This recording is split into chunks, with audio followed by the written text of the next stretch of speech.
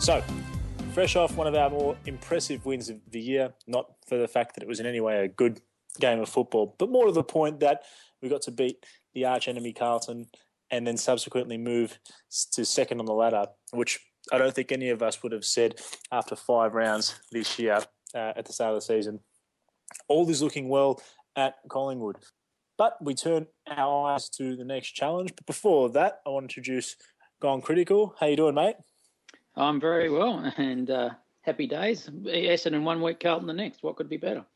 It's exciting, isn't it? It's always nice being on top of both those clubs to start with. I mean, because there is a natural rivalry born between our supporter bases, but to see them in a bit of strife and struggling, and the Bombers only just getting over the line against the Saints, it's good to watch, isn't it?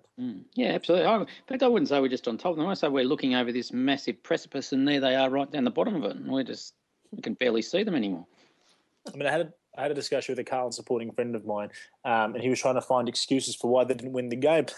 And I just had to rattle off to him that not only did we have the less experienced side, we also had the younger side out there, and we were still 75 points better. So, to think of where we've come from and what the thoughts were about us, the perceptions of us as a side at the start of the year, to see where we've come to this point has been pretty impressive. Absolutely. I would have said to your friend, try and find an excuse for why your team stopped trying.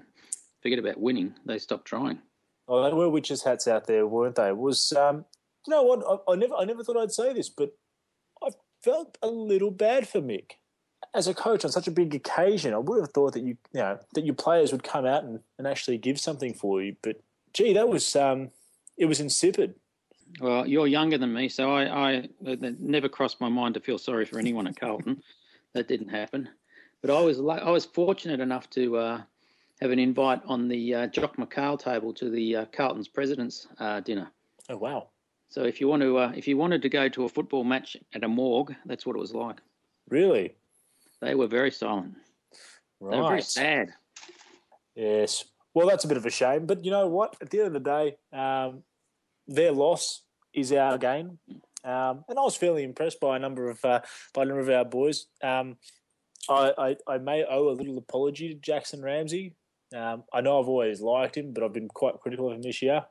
He certainly made a believer out of me last week, especially being 7 games into his very young career. I thought he was one of the standouts. Yeah, absolutely. I think that the thing he's developed is that real attacking edge of taking the game on a bit, which I must say I hadn't seen that. I've seen a bit of it in the VFL, but I really didn't think he'd translate it so well to the AFL. He really picks his moments and goes hard at the ball and then breaks the line, and that can become a permanent part. He's a part of the team potentially, which I must say I didn't have him down as that early on. I wouldn't have thought of him ever to be the type. When I saw him in his first couple of games, I think last year, he played a nice shutdown role. I didn't think we'd get a lot of rebound out of him, and I thought maybe he's the natural successor to someone like Tuvey, similar height, similar athletic makeup. But you're right, his ability to take the game on, and when he gets a bit of time and space, he actually hits targets quite well. Yes, yeah, has been pretty impressive. Adams came back, had a good game. Pendles was himself. I think that was Pendle's best game for quite a while. Actually, I thought he was at a different level from the rest of the. I know he is often, but I just thought he was back to his real best on Friday. Oh, look, it was a big performance for him. Look, I just think when the game is there to be won, he takes it by the scruff of the neck, and that's something that I reckon 3 years ago it was a characteristic he didn't have. It's something that's I think been born out of captaincy for him. He's really grown into that role as a player and as a leader.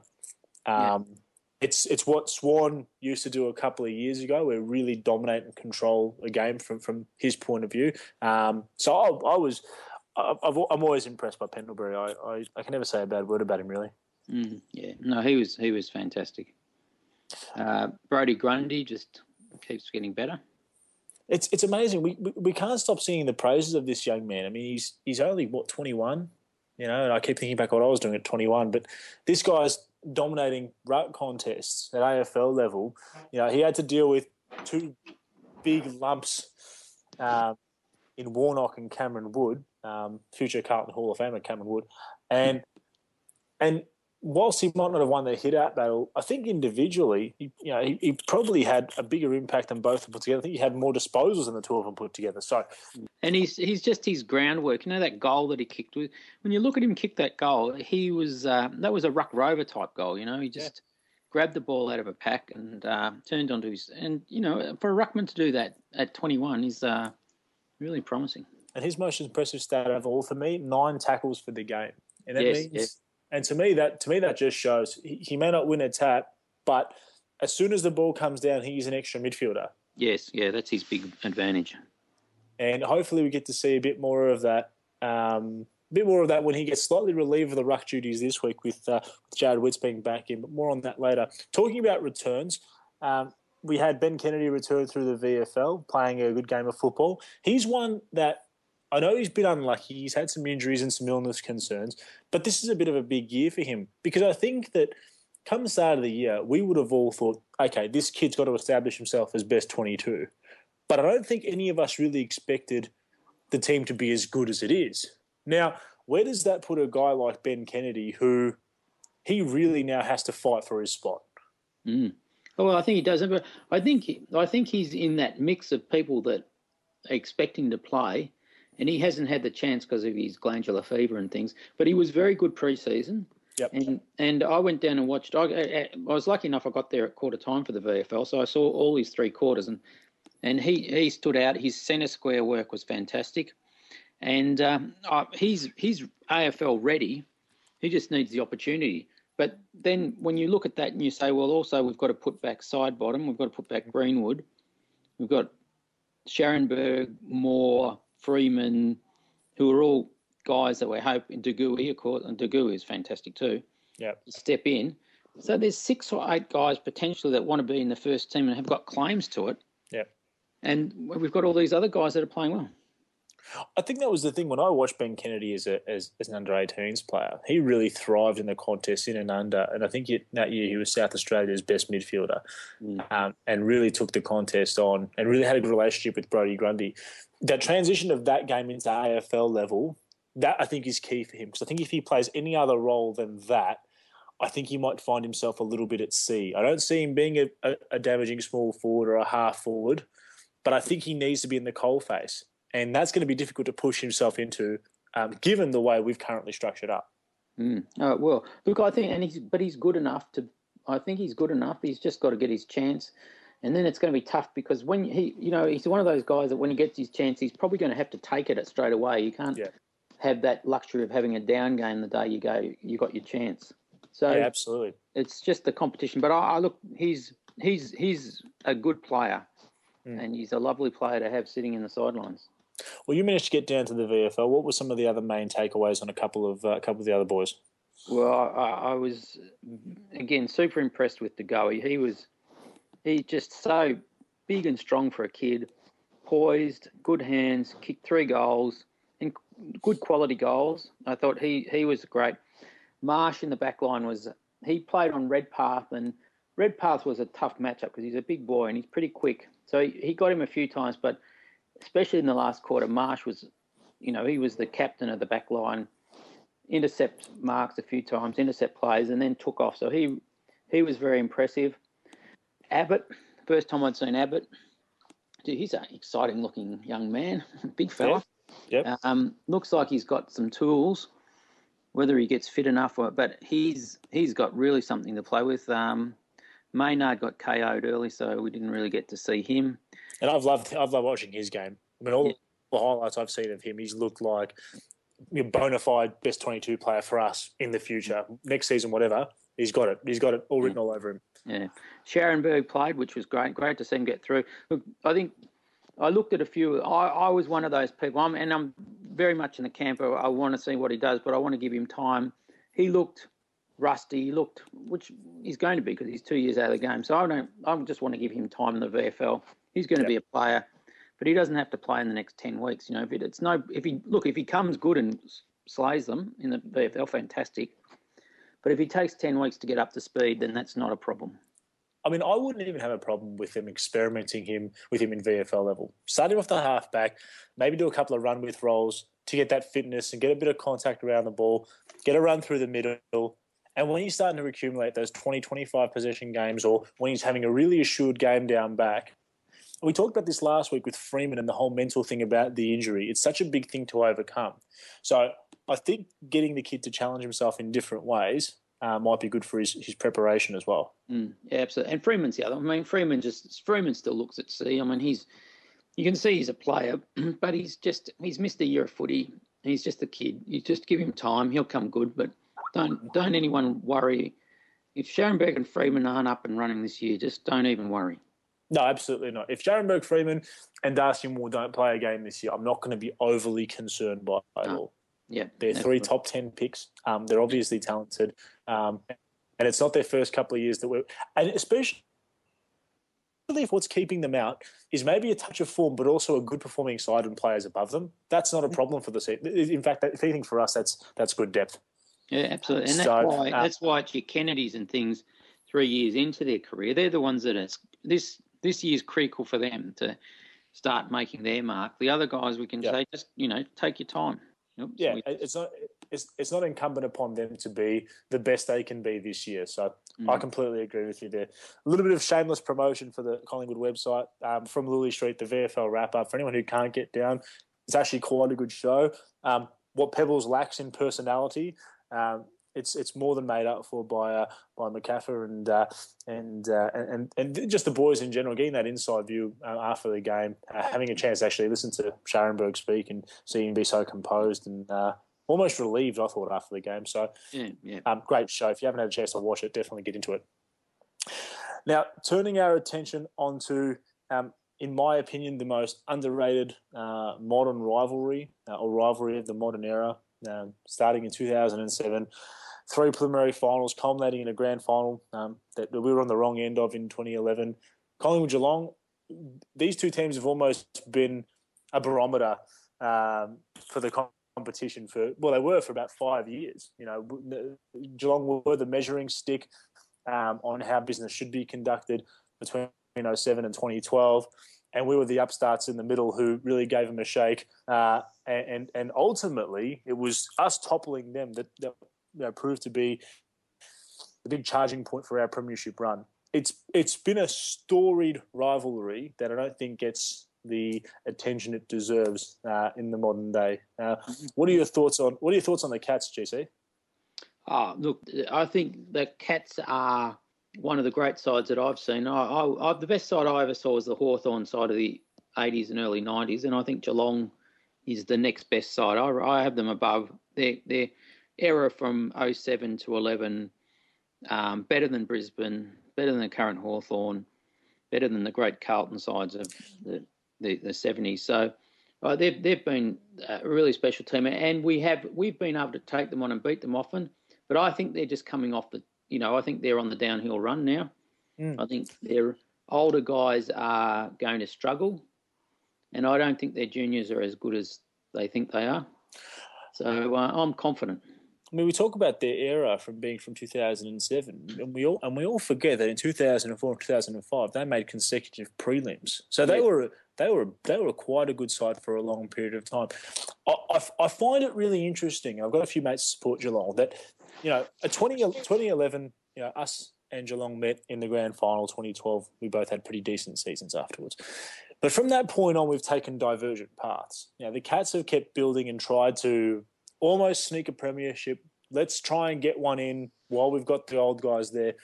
We've jettisoned a fair bit of our premiership winning side, whether it be to retirement, whether it be trading, etc.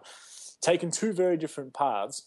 And I think you're seeing, because since then, Geelong haven't won a flag, but I think since then, Collingwood are in a better position to win a flag than Geelong are.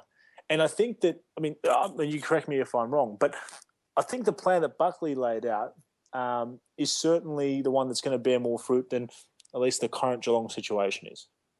I think they are at the moment.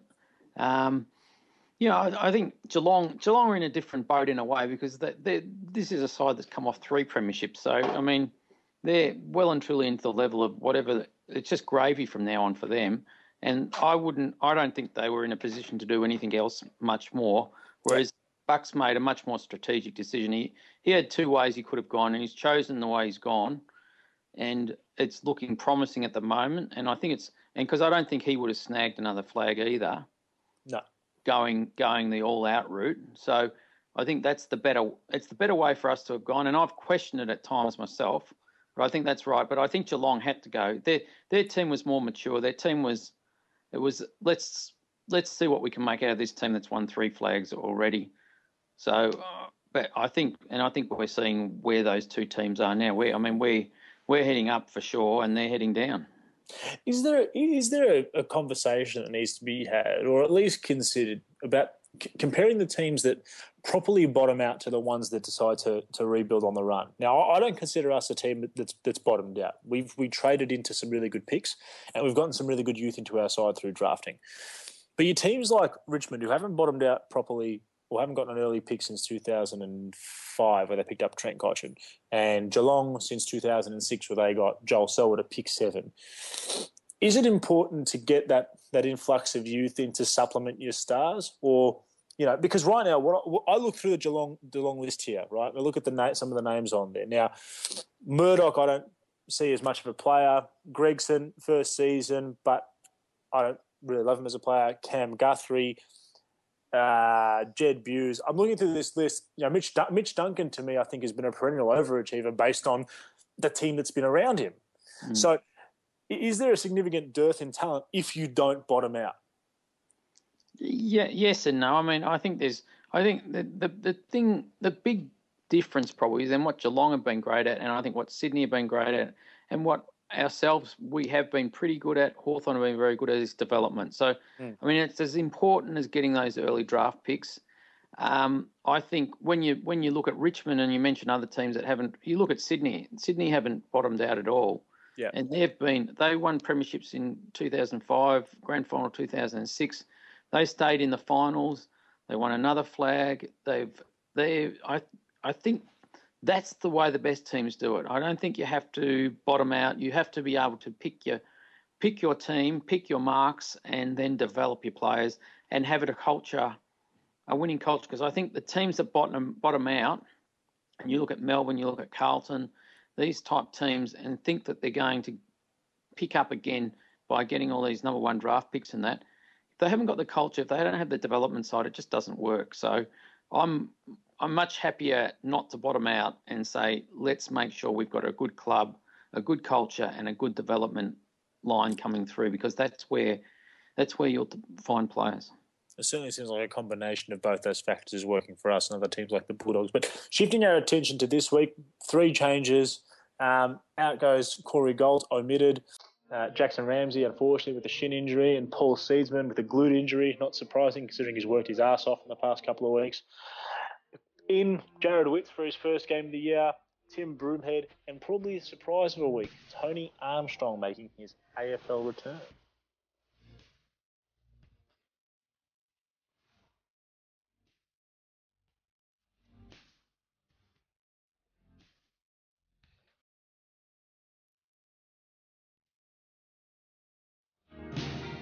It's a surprise.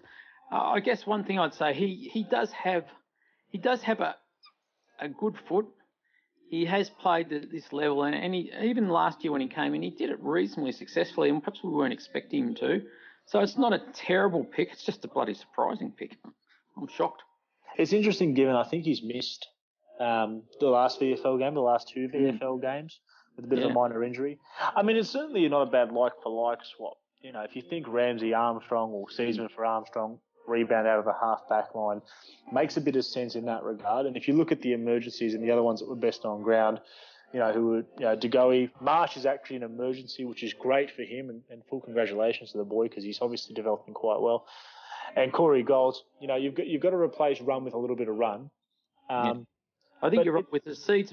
I think if you look Seedsman and Ramsey, Armstrong sort of makes sense, because he can deliver the ball, he can use the ball well, so he can do that Seedsman type role. Maybe not as well, but he is. I think that's obviously where they've come from. I'm hoping this means my man Patrick Karnezis gets a full game in the AFL this week. I don't want to see him with the vest again. That would really annoy me. I think he has to. I don't. There's no doubt he won't have the vest this week. I'd imagine either Armstrong or maybe Dwyer. Dwyer was pretty successful come Anzac Day with that sub role. But it's interesting because now we've played a couple of games in a row. Now Anzac Day was a hotly contested game, and we certainly didn't walk it through. But last week was a bit of a doddle, and the week before Essendon we had St Kilda. So I think it's interesting. The sub choice for us becomes a really interesting thing because we haven't been tested in those late game scenarios or in a close game scenario since round one. It's interesting to know who to put in, who's going to be that impact player for us. But I think Dwyer to me really serves that role pretty well. Yeah, I think he certainly can play that role. I just can't see why you'd start Armstrong with him missing, as you say. I mean, he was out the first quarter of the week before. He missed last week. So it's a surprise even from that. I didn't think he was even fit to play, let alone play AFL. So I just think he's the natural guy to probably start there and come on. Fairly confident us getting a win this week? Yeah, really. I respect Geelong. I think they've been a great team, but I just think I think they've got too many guys over the hill at the moment. I think they're struggling a bit. It's no lay down misère. It's not like last week, but I think, and we match well against Geelong. It's a team I think we've played well against over the years. So yeah, I'm pretty confident. I certainly like them as a team. I certainly like the way they go about it. So I'm pretty confident they're heading to the game tomorrow night. So fingers crossed, get over the line. Just to finish on some brilliant news for us this week, Jamie Elliott and Tom Langdon signing on for another 3 years each, respectively. Two young pillars of our side that have committed to us going forward. I think this is brilliant news for us, and it starts to affirm the faith that these boys are really have in the club and our direction. So I think it's great news. Fantastic news. I mean, Jamie Elliott's just, he had a little quiet patch, but I think he's just turning on now. And Tommy Langdon he looks future captain material. He looks, for a guy who's playing his second year, he just looks so assured. He's a beauty. There was a quote out of the article that Tom Langdon signed that Scruffy Dog actually quoted, saying that Langdon was quoted as saying, "I actually use it as motivation that 17 clubs didn't want me. It works out well because it's not like a few clubs wanted me. No one else wanted me. So every single club I come up against, I think, stuff you, and it's good motivation." And I love that attitude. That's great. If you keep that fire burning and that passion.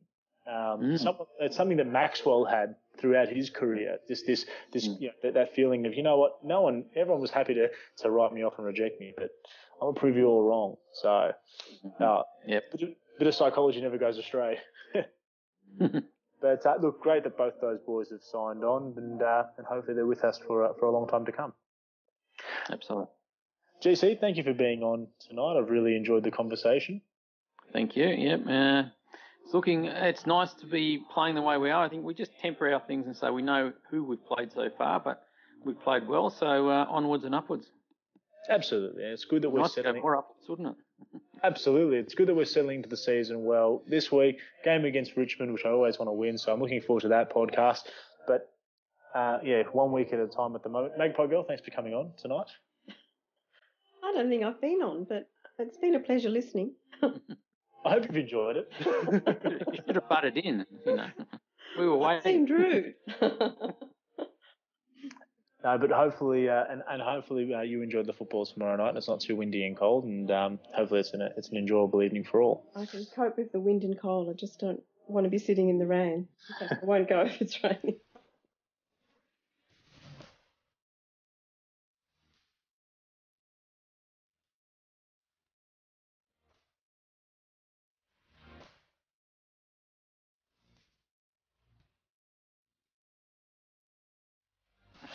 Well, look, I hope to get down to my second game of the year. I hope it's more beneficial for us than my first. I was there at the Adelaide game, so I know that if we lose this week, it might be my last for the year. And we'll be blaming you. It'll be your fault. Mm-hmm. And I will openly take the blame for that. But for another week, this is the Mighty T signing out.